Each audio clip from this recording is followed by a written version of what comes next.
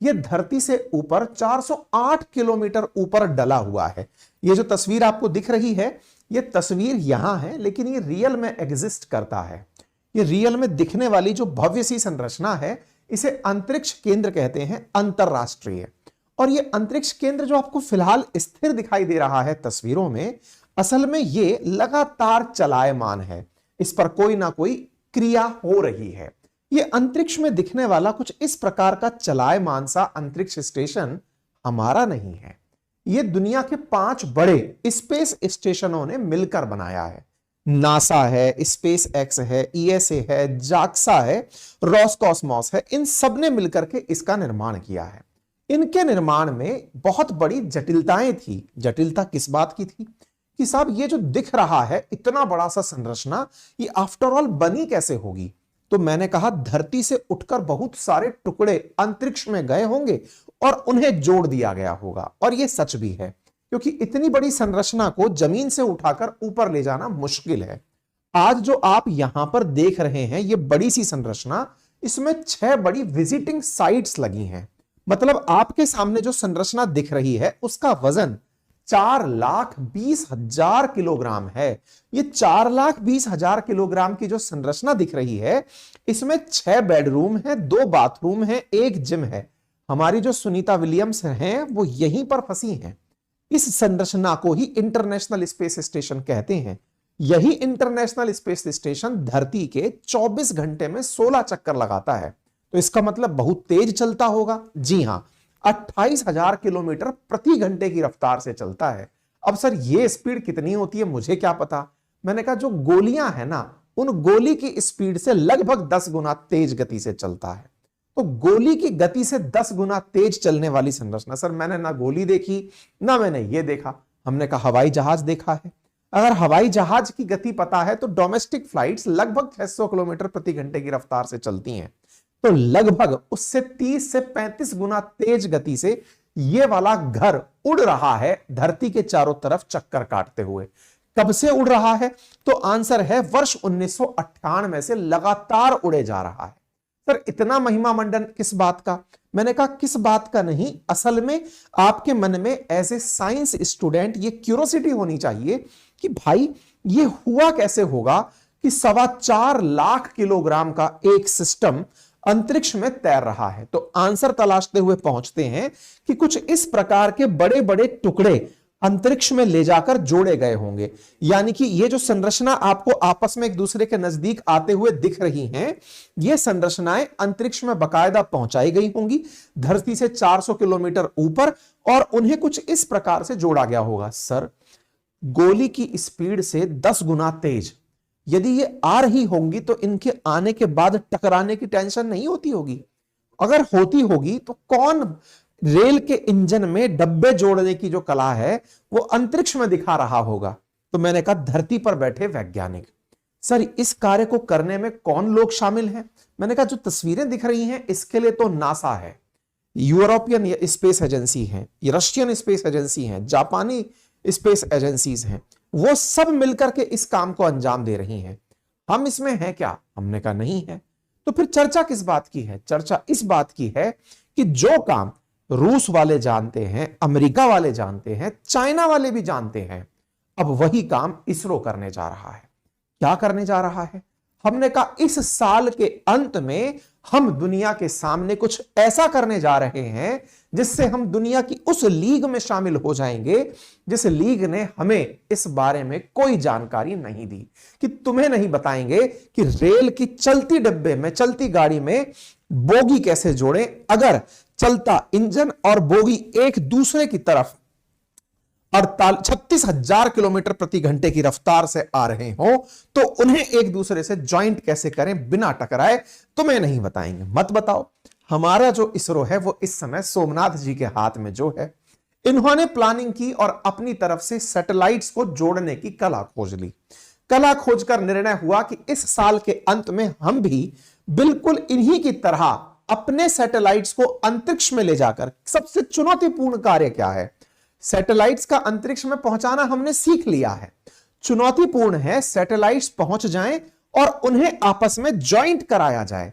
यानी कि इतना तेज गति से चलती हुई सैटेलाइट्स को नजदीक लाकर और फिर एक दूसरे में एंटर कराया जाए, सबसे टफ टास्क है। फिर से सवाल बड़ा है, यहीं से लिफ्ट करके क्यों नहीं पहुंचा सकते? बहुत बड़े रॉकेट चाहिए आपको अगर वैसा ही स्पेस स्टेशन बनाना है। बोले सर हमको बनाना तो है लेकिन हमारी कोई मदद नहीं कर रहा, तो क्या करें?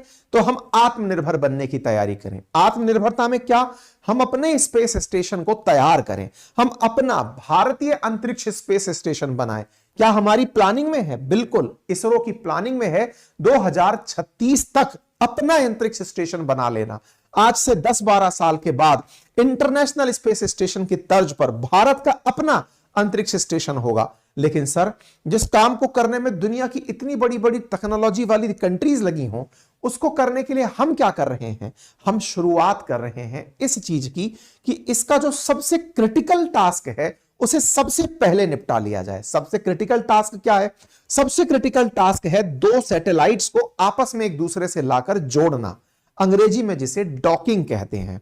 सर कौन किस में जुड़ेगा? इंजन में डब्बे जुड़ेंगे तो इसको कहा क्या जाएगा? तो मैंने कहा जिसमें जो जुड़ेगा, एक जुड़ने जा रहा होगा जो चेज करने जा रहा है वो होगा चेजर, और जिस जगह जुड़ेगा उसे कहा जा रहा है टारगेट। तो टारगेट और चेजर नामक 2 सैटेलाइट्स जो लगभग 250 किलोग्राम की हैं, ये धरती से 450 किलोमीटर ऊपर 36,000 किलोमीटर की गति से चलते हुए एक दूसरे से जुड़ेंगी। गोली की गति से लगभग 10 गुना तेज गति से आकर एक दूसरे से जुड़ेंगी। अगर यह बात आपको सुनकर के जोश जागा तो यह हेडलाइंस में भी दिखना चाहिए। इसी को ही भारतीय अंतरिक्ष स्पेस का या स्पेस डॉकिंग एक्सरसाइज एक्सपेरिमेंट नाम दिया गया है।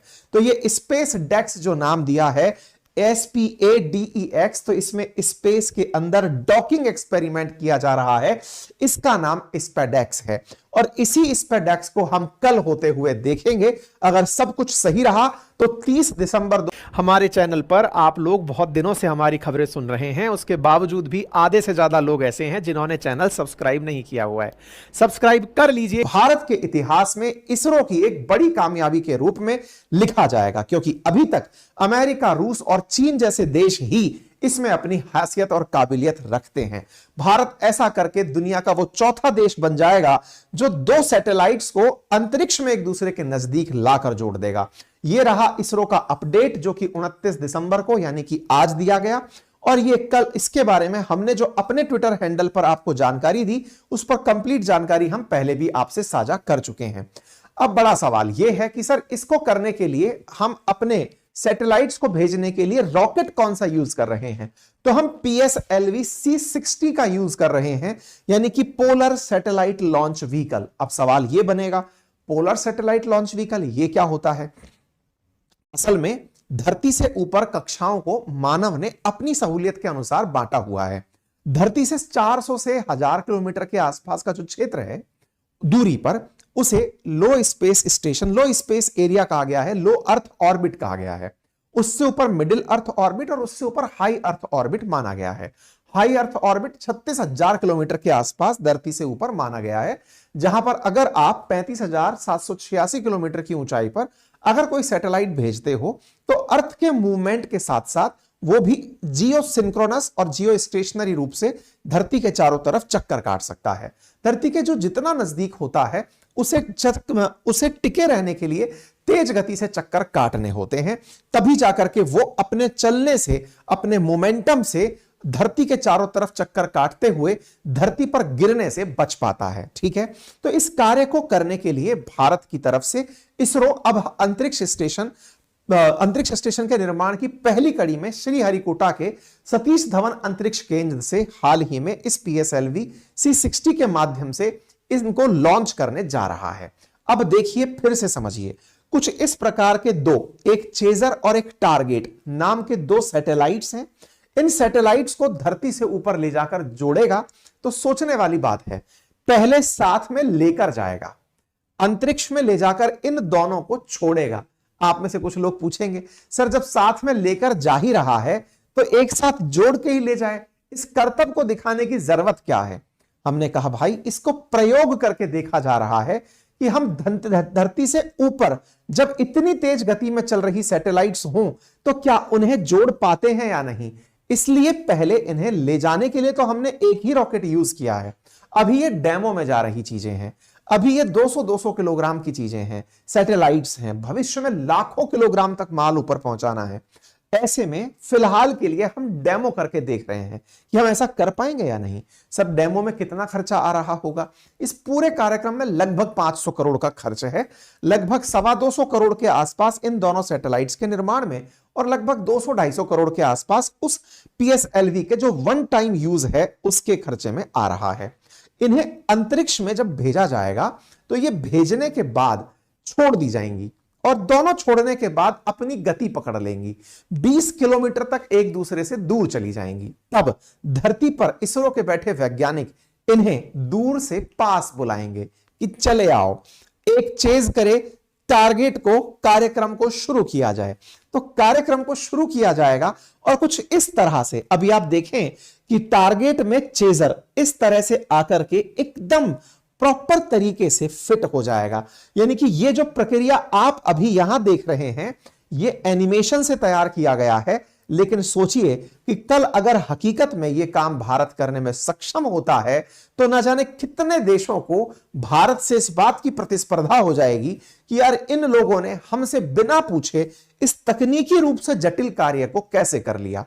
अब आपके दिमाग में प्रश्न आएगा कि मास्टर जी लग रहे हो पगला गए हो। हमने कहा क्यों? ये तो बहुत आराम से हो रहा कार्यक्रम है, ये तो ट्रेन की शंटिंग जैसा दिख रहा है, जैसे बोगी और इंजन जुड़ते हैं तो बहुत आराम से जुड़ते हैं, ये तो वैसा दिख रहा है। आप कह रहे हो गोली से इतना तेज आएगा, तो इसका तथ्यात्मक जानकारी क्या है? देखिए, तेज गति से आएगा, लेकिन वैज्ञानिक उसे आने से पहले, जैसे लैंडर को जब लैंडिंग कराई थी चंद्रमा पर चंद्रयान 3 के टाइम पर, तो बिल्कुल धीरे से ला करके उसको लैंड कराया था, सॉफ्ट लैंडिंग कराई थी। कुछ वैसे ही यहां पर सैटेलाइट्स को एक दूसरे के नजदीक बड़े ही सॉफ्ट लैंडिंग अंदाज में लाया जाएगा, और जब ये एक दूसरे के बिल्कुल नजदीक आ जाएंगे तब जाकर के बिना किसी जर्क के ये एक दूसरे से आकर लगभग 450 किलोमीटर दूर धरती से ऊपर लो अर्थ ऑर्बिट के अंदर एक दूसरे से मिलेंगे, और ये काम करके अपने आप में देश के लिए एक नया काम करने की शुरुआत कर देंगे। भारत के लिए एक उपलब्धि होगी कि भारत इस काम को पहले 20 किलोमीटर से नजदीक लाते हुए धीरे धीरे 5 किलोमीटर, फिर 1.5 किलोमीटर, फिर 500 मीटर, 250 मीटर, 15 मीटर, अंत में 3 मीटर तक लेकर आएगा और फिर इन्हें डॉक करेगा। सर इन्हें डॉक कर दिया, उसके बाद क्या होगा? डॉक के बाद फिर अनडॉक करेगा। अनडॉक से मतलब यह है कि इन दोनों को एक दूसरे से सेपरेट किया जाएगा, और इस तरह से भारत अपना भारतीय डॉकिंग सिस्टम तैयार कर लेगा। और जो ये तैयार हुआ भारतीय डॉकिंग सिस्टम है, यह भारत का अपना होगा, अंतरराष्ट्रीय डॉकिंग सिस्टम के मानकों पर तो खरा उतरेगा, लेकिन इसका पेटेंट हमारा अपना है, क्योंकि किसी ने हमारी इसमें मदद नहीं की है। तो यह अपने आप में बड़ी काबिल चीज है जो कल भारत करने जा रहा है, और ऐसा करके हम अपना डॉकिंग, भारतीय डॉकिंग सिस्टम बना रहे हैं। और इस भारतीय डॉकिंग सिस्टम में कुछ इस तरह की गतिविधियां हैं जो होती हुई दिखेंगी। ये हमारे 2 सैटेलाइट्स हैं जो अंतरिक्ष में जाकर मिलेंगे। ये इसरो का ट्वीट है। अब बात सवाल इसकी कि इससे फायदा क्या होगा?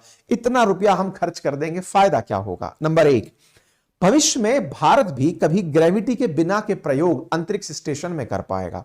आज अंतरिक्ष स्टेशन में आपके दिमाग में सवाल आना चाहिए कि 1998 से बने हुए इंटरनेशनल स्पेस स्टेशन में दुनिया भर के वैज्ञानिक जो करने जाते हैं, हम कब करने जाएंगे? हमारा नंबर कब आएगा? हम लोग भी अंतरिक्ष में प्रयोग कैसे कर पाएंगे? गगनयान में हम अंतरिक्ष यात्री भेज रहे हैं, वो वापस अंतरिक्ष से नीचे तो आ रहे हैं, लेकिन कल को भारतीय वैज्ञानिकों को इसी तरह के भारतीय अंतरिक्ष स्टेशन में जाकर एक्सपेरिमेंट करने हो तो उसके लिए कैसा हमारा अपना अंतरिक्ष स्टेशन होगा? उसके लिए यह बुनियादी रूप से आवश्यक है कि इस कार्य को कराया जाए। तो इस तरह की चीजें होंगी। ये बातें शोभनाथ जी ने हाल ही में अपने एक टीवी इंटरव्यू में बताई थी, वहां से हम आपके साथ में साझा किए। अब एक बड़ा सवाल वो क्या है कि एक बार के लिए मान लीजिए ये काम हो गया, उसके बाद क्या होगा? उसके बाद यह होगा कि इस पूरी प्रक्रिया में जब यह काम हो जाएगा, डॉकिंग हो जाएगी, तो इनको क्या एक साथ डॉक करके छोड़ देंगे क्या? नहीं, फिर हमें इन्हें अनडॉक करके भी देखेंगे। अनडॉक का मतलब क्या हुआ कि भाई एक दूसरे के साथ ज्वाइन करा दिया। अब ज्वाइन कराने के बाद इन्हें वापस खोलो और दूर करो। ये क्यों? क्योंकि अगर आपको मालूम हो तो सुनीता विलियम्स जैसे अंतरिक्ष में फंसी हुई हैं फिलहाल, उनको जो लेके गया था वो वाला रॉकेट उन्हें छोड़ने के बाद वापस भी तो लौटा, यानी कि पहले अंतरिक्ष स्टेशन में जाकर चिपकना यानी डॉकिंग, और वापस वहां से छूटकर निकलना अनडॉकिंग, ये दोनों प्रोसेस होना जरूरी है। अभिमन्यु की तरह चक्रव्यूह में फंसना यह भी आना चाहिए, चक्रव्यूह तोड़ना भी आना चाहिए, लेकिन अर्जुन की तरह चक्रव्यूह से निकलना भी आना चाहिए। यह प्रक्रिया जानने की प्रक्रिया डॉकिंग अनडॉकिंग की है, और इस कार्य को हम करके कल देखने वाले हैं। इसीलिए कल का दिन बड़ा ऐतिहासिक होगा। इसरो को हमारी तरफ से बहुत सारी शुभकामनाएं कि विज्ञान के क्षेत्र में इस तरह से कीर्तिमान स्थापित कर रही है। हां, इस तरह के कीर्तिमान स्थापित करते समय कई बार चुनौतियां आती हैं, कई बार प्रयोग विफल होते हैं। निराश होने की आवश्यकता नहीं है, क्योंकि जीत प्रयास करने वालों की ही होती है। बाकी रहने वाले लोग वही पाते हैं जो प्रयास करने वाले छोड़ जाते हैं। बस इसी के साथ इसरो के वैज्ञानिक कल इस कार्य को अंजाम दें। संपूर्ण भारत उनके लिए बहुत सारी शुभकामनाएं प्रेषित करता है। जाते जाते इस साल को इसरो बड़ा यादगार बनाए, हम सब भी इसके साथ में इसी खुशी के साथ आगे बढ़ते हैं। ठीक है, फिलहाल के लिए इतना ही। जो भी आप में से लोग इसरो के लिए शुभकामनाएं प्रेषित करना चाहते हैं वो जाकर हमारे ट्विटर हैंडल पर #इसरो के मैसेज डाल सकते हैं, अपनी तरफ से ट्वीट कर सकते हैं, तमाम प्रकार से इसरो को शुभकामनाएं पहुंचा सकते हैं। हमारे कमेंट बॉक्स में इसरो के लिए शुभकामनाएं प्रेषित कर सकते हैं। अल्टीमेटली ये सोशल मीडिया के थ्रू प्रेषित होती हैं। फिलहाल के लिए इतना ही। सेशन पसंद आया हो तो साथियों से जरूर। हमारे चैनल पर आप लोग बहुत दिनों से हमारी खबरें सुन रहे हैं, उसके बावजूद भी आधे से ज्यादा लोग ऐसे हैं जिन्होंने चैनल सब्सक्राइब नहीं किया हुआ है। सब्सक्राइब कर लीजिए।